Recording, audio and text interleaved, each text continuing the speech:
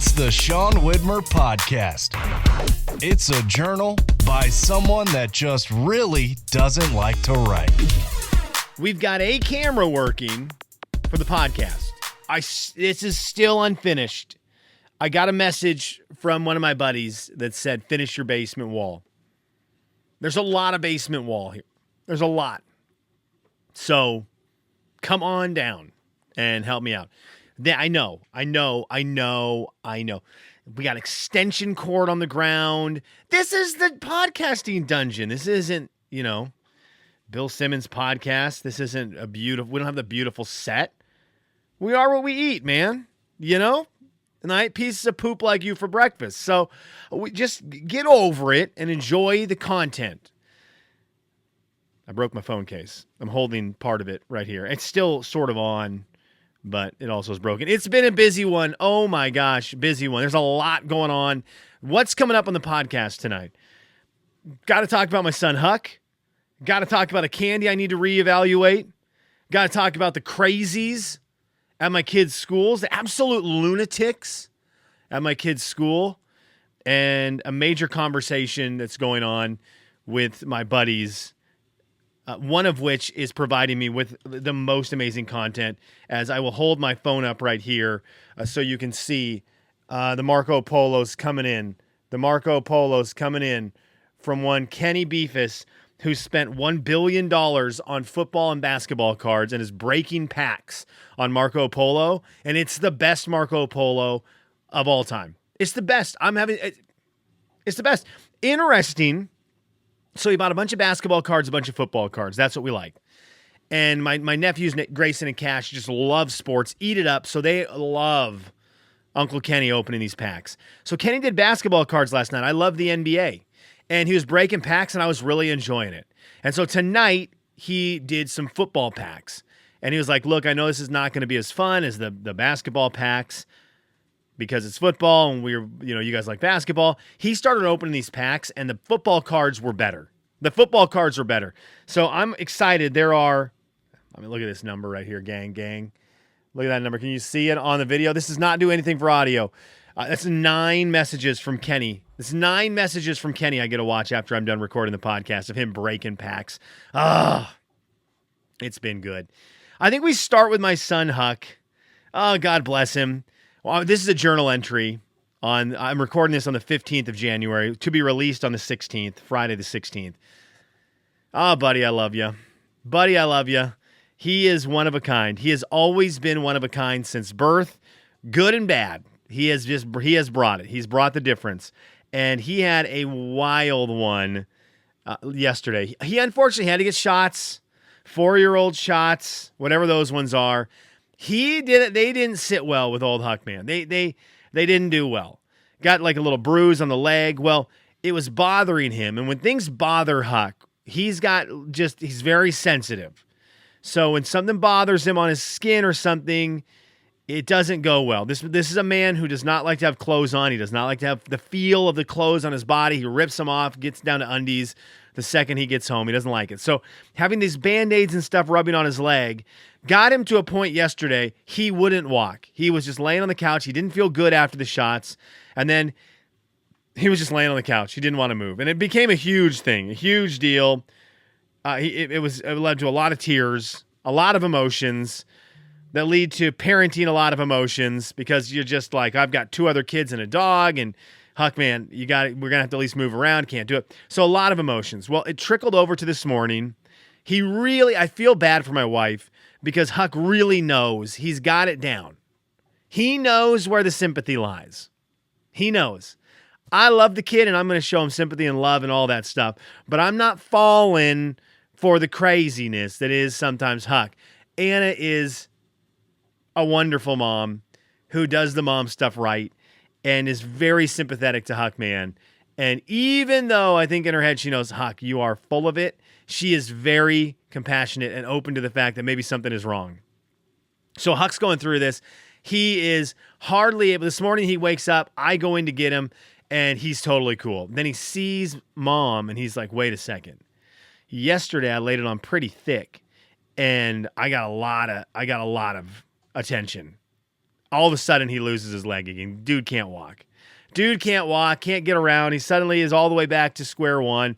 I carry him downstairs. Oh, I can't. Where's mom? Because he knows he needs mom for this ploy to work. And so eventually, mom leaves the house, takes Olivia to school. So it's just Huck and me. And now we're just in it. And I'm like, brother, I know it was bothersome yesterday. I know it wasn't fun to walk around yesterday, but I also know today, I know you're feeling better.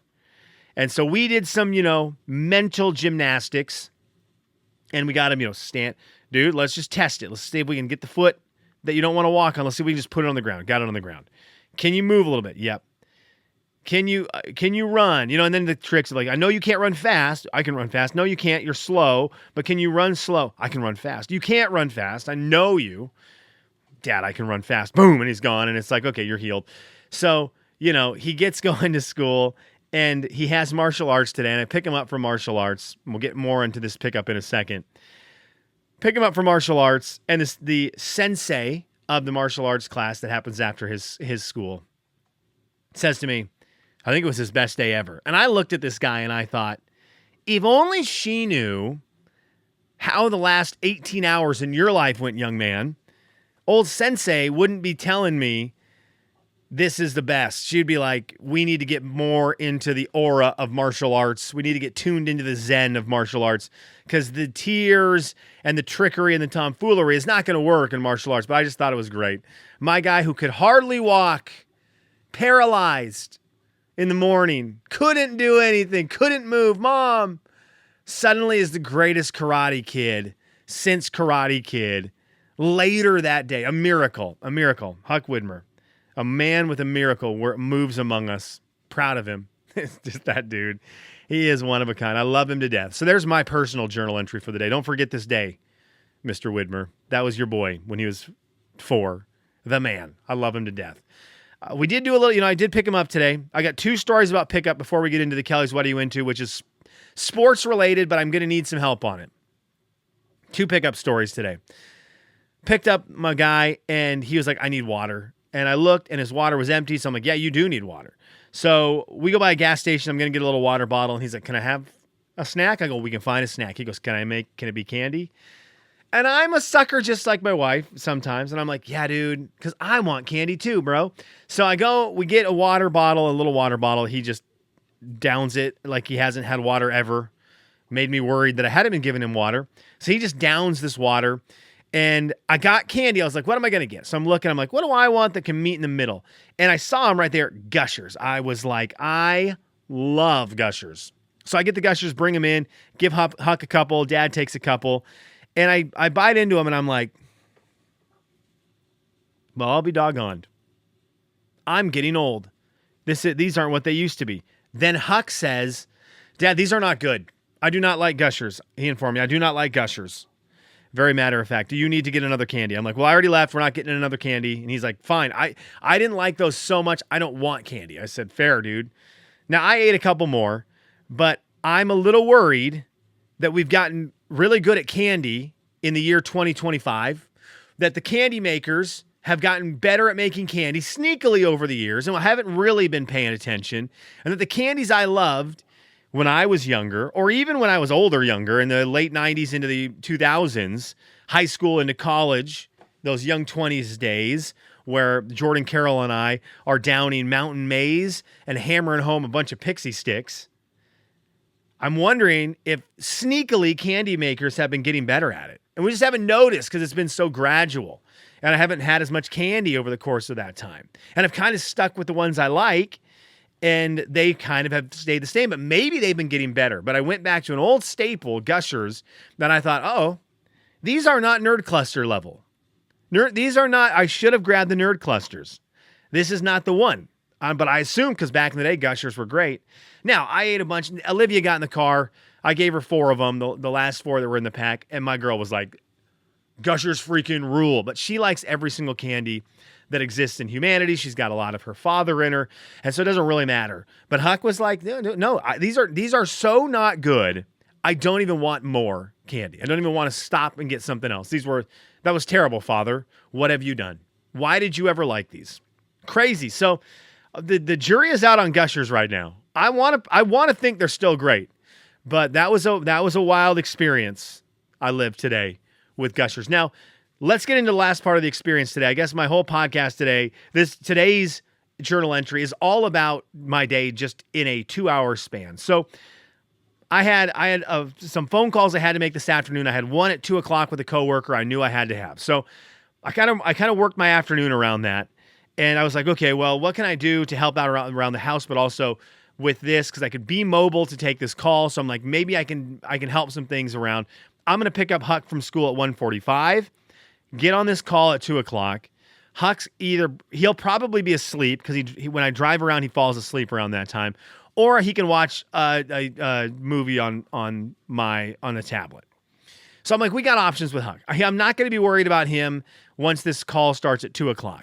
And then I can go and pick up Olivia from school at 3:00, 2:45, 3:00. I can pick her up and I can get both kids, one foul swoop, get them home, and Bob's your uncle. Get back to work at home. This will be great. What a great afternoon. So I pick up Huck and I'm like, we could drive around, or I could just go to the parking lot of my daughter's school and I'll just kind of park there. And then as the line starts for pickup, I'll just get in line and get a decent spot. So this is great that, they don't open the doors for pickup until 2:45. And so I'll probably get to the school at 2:00 and I can park, and then maybe 2:25, 2:30, I'll sneak in line. So I drive over. I get to the parking lot of the school at 2:05. That is the exact time because I'm 5 minutes into this call. And I look up for where I'm going to park my car to wait for the line to form. And I look, and there are 4 lines to pick up at this school. So as you get into pickup, there's 4 different lines for the classes. I'm in the second line, I think it is. It depends what order they start as number 1. Doesn't matter. The line I'm in is I know where it's at. And I look, and at 2:05, there are 12 cars in this line. The far line, I didn't even count them, but it was at least twice as long. So we're looking at in the mid-20s. It is 2:05. The pickup they don't open the doors until 2:45. What are you doing? I would say this is some of the worst parents I've ever seen. Ever. In my life. And I threw this out to other people. This is not a knock on the school my kids go to. I've got plenty of those elsewhere, as does everyone who has kids in school. That's what you do as a parent. You find the things, even if your kids go to a perfect school, you find the things to whine about and you whine about them. But this is a across the globe issue. Why are you in line at this time? I'm driving to the parking lot to sit and park. I'm maybe considering a nap. If I can get this call over quick enough, sneak in a 15-minute nap in the front seat of the car. I'm assuming these lines start at 2:30. I've pulled up to the parking lot at 2:55. Okay? Pulled up to the parking lot at 2:55. The line is long. I'm out of there by 3:03, 3:05. So the longest the line gets, you're in line for 8 minutes. 8 minutes. 8 minutes. You have got in line before 2:00. To skip the opportunity to be in line for 8 minutes. So instead of waiting 8 minutes when the line starts, you have now waited an hour. An hour. What are you? Makes me feel like the parents who are in line this early need to park, go into the elementary school, and take some math classes. And if there's one below the elementary school, that level, go to those math classes. I could not believe it. Blew my mind. It almost made me wonder if some of these cars, the parents in these cars, they took their kid to school in the morning, went through the drop-off line, and just turned around and got back in line. Because I don't understand how it could go any other way. 2:00. You're 45 minutes early. I've been there in the heat of it when it's the worst. The line's at its worst. It's out as far as it can go. And it was 8 minutes. 8 minutes. You spent an hour and 5. Now, once they opened the doors, it took you 30 seconds. Okay. So 7.5 minutes difference, but you don't just get it. That's not how math works. Okay. You were in that parking lot for an hour and 10 minutes. So you don't just get to say, well, hey, if you took you 8 minutes to get your kid, it took me 30 seconds. No. It took you an hour and 30 seconds. See, this is what I'm talking about. Just get in, park the car, walk in the doors, take some math, first grade, preschool, pre-K, Elmo stuff. Put Elmo on. Elmo will hit you with that number of the day. So what's the number? And he's gonna get you caught up with why you should be at a coffee shop from about 1:30 to 2:15 instead of just parked. You shouldn't. I don't know. What a life. Maybe that's the good life, right? Maybe that's the good life. Maybe the life of having literally nothing in the world to do. Like, so you have so little to do that you're in line before 2 o'clock. Maybe that's the life. Was that overly dramatic at all?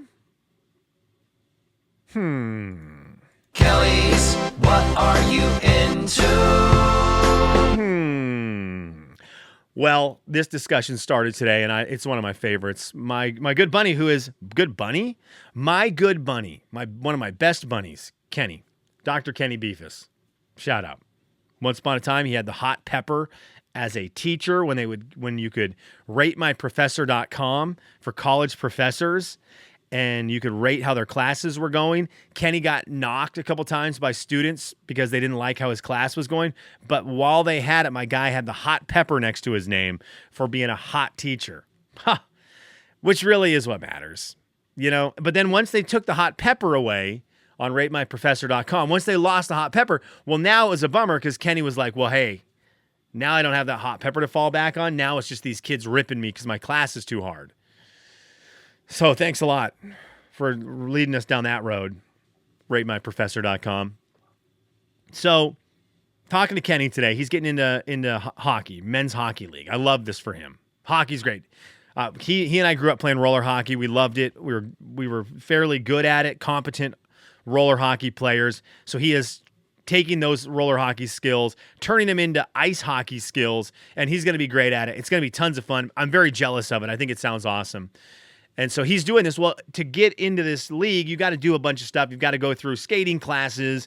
And so Kenny's getting the gear. He's getting the hockey gear. One of the things he learned is as you're learning to skate on ice as opposed to blades, as you're learning to skate, you need to slowly incorporate the gear you're going to wear for hockey. Don't learn to skate and then put all the gear on. You do some skating, put a couple pieces of gear on. Skate with that, put a couple more pieces on, and your body just slowly gets used to the gear as opposed to the shock that you get if you put all of it on and try to skate. It makes sense. So he's talking about the gear he's getting, and he was like, I got to get a jersey. So what am I going to get? And he's going to get a Chicago Blackhawks jersey. I think he's getting Bobby Hull. I want him to get Chris Chelios, but I think he's getting Bobby Hull. So he's going to get a Blackhawks jersey. And I told Ryan and Kenny, I was like, that's my favorite sports logo. I love the Chicago Blackhawks logo. I've always loved it. I think if it's on a shirt, I've seen there's like a black shirt that I've seen people wear with it over the left breast, the Blackhawks logo. And then there's a hat that a guy in Spokane used to wear, black hat with the Blackhawks logo that is phenomenal. It's just the best. I love that logo. And so I mentioned it to them that I love that logo, and Ryan's like, it's one of my least favorite logos ever. Kenny was like, yeah, I don't really like it either. They didn't like that the chief on the logos, the chief with the feathers out the back, and he's kind of grimacing. And it's like, it's not intimidating, it's more goofy. And I'm like, well, I kind of like that. So anyways, I love that logo. But it led to a major discussion of what is the best sports logo. What are our favorite sports logos? Which then led to just a complete and total deep dive of logos. And the exercise gets tough because I was like, we've got to take out favoritism. So I have my favorite teams: Mariners, Seahawks, Blazers. I was going to say Sonics, but that's not a logo anymore. It had to be, the other thing was current logo. Okay, current logo. If you respond, like I'm hoping, with your favorite logo over at Sean'sLife.com, on YouTube or on Spotify, if you comment with your favorite logo, I don't want to see any retro ones. And I don't even want you to say it would have been retro whatever. I'm not even going to say one. Because the game is Current logo. Also, no alts. No alternate logos. Main logo. Your main logo. Who has the best? It's bad that I have to put all these rules down, but I just know how people work from years of radio. When you would say, what restaurant has the best pizza? And inevitably, the first 4 callers would say, my mom's house. And I'm like, my brother in Christ, your mom's house isn't a restaurant. Or is it? And they say, no, it's not. Then why are you making my brain explode? So anyways, now I over-explain rules to silly games that mean nothing. What is the best sports logo? Well, some of the ones I was looking at, I need to look a little more. I think the Milwaukee Brewers glove is good. I like their jersey. I like their color combo. I love the Toronto Blue Jays, the bird. For some reason, I don't like the light blue on the top, so I don't love that. Doesn't catapult that in the front. Now, I love the Seahawks logo, but it's too hard for me to. It's hard for me to separate if it actually is good or if I just love the Seahawks. And then there's a lot of teams I despise that I don't want to like, but I would be lying if I didn't say, and it hurts to say, but I think the Denver Nuggets logo is cool. I think the Denver Nuggets logo is really cool. I like it a lot. And, if it wasn't the Nuggets, I would say that's a cool logo. And one of the ways I look at it is, if it wasn't a sports logo, would it be something I would want on a piece of apparel? That's kind of how I look at these logos. So that's why, like with the Blackhawks logo, I think that's a really cool, I think that's a cool logo that I would take on anything, even if it didn't signify a hockey team. Okay, I think that Blue Jay is right there. I like it. There, is it the Timber? Portland Timber? Is that what their team is? Portland MLS team. They're a Major League Soccer team. Portland Timbers. I kind of like their logo. I like their colors. I like the green and yellow, Sonics colors. But it's an axe. 2-sided axe that makes the T for Timbers. And I think it's a really cool looking logo. So what's your logo? Hit me up in the comments. Speaking of the comments, let's see what we've got today. I know we have something over on Sean'sLife.com because I peeked ahead and saw it, and it's one of my favorite humans. And I'm going to save his for last because I haven't heard from him for a while. So we will get to his last. We'll start over on Spotify. Is there anything on Spotify? Let me open these in real time. Yes, there is. Why, yes, there is. Kelly M., Mr. Kelly, says, Mr. Mac, he says, great to talk to you. Oh, yeah, Kelly, we messaged on, he and I messaged on, was it Instagram the other day? Good catching up. I hope things even out for you, Kelly. Sound a little chaotic. Sounds like we're in a little time period of transition. I hope things settle and everything's smooth, 2026. Yvonne says this. Aunt Byrne says this. I agree with musicians explain their lyrics, especially the 70s to 90s. Thank you, Yvonne. Thank you. I just want to know what you wrote. I want to understand it. I want to understand the lyrics. And if they mean nothing, I want to understand that so I can just be like, okay, stop thinking into it. But a lot of these people are celebrated as massive creatives, brilliant songwriters. I'm not a brilliant songwriter, so I kind of need the lyrics dumbed down for me time to time. And so I would just like an explanation. Hit me over the head with it. Whatever. It's your masterpiece. I just want to understand it as you wanted me to. Instead of me assuming you're just making stuff up and you got a little too cute with it. Because that's what I think instead. Spokane Ian says this. I apologize for the email if I misunderstood the question. The TLDR is I want to make a creative studio. Oh, here we go. I like this. The company he wants. I want to make a creative studio to help people bring their ideas to life with a mall, theme park, resort attached. So they can, in real time, see how good their refined idea is. If something that makes mankind, if it's something that helps mankind, the company keeps it and patents it on your behalf with your name to ensure greedy corpse can't milk us dry with it. I mean, look at this. So you go to a resort, a theme park where you get to relax, and then you get to get your idea out there. A creative studio with a theme park attached. All right. I see you, Ian. I see you, Spokane Ian. Thank you for the comment. I love that question. Let's go over to the YouTubes. Was there anything on the YouTubes we needed to get to? Yes. Roberta said this. Happy early morning. Goodbye, iPhone. I know. What a shame. I gave up contacting you on that phone a while ago. Instagram for the win. Distraction, Sean. Missed instructions? Nah. Non sequitur. LOL. I want to see croquet and crochet. I would support. Croquet and crochet. I thought about it more. I think it's awesome. And now that I've got this whole logo thing in my head, you can crochet the logos. The croquet jerseys could have a crocheted logo on them. Look at this. It all ties together. And over on Sean'sLife.com, you can hit up the huge comment box over there. Send your messages in like my main man, Miguel, did.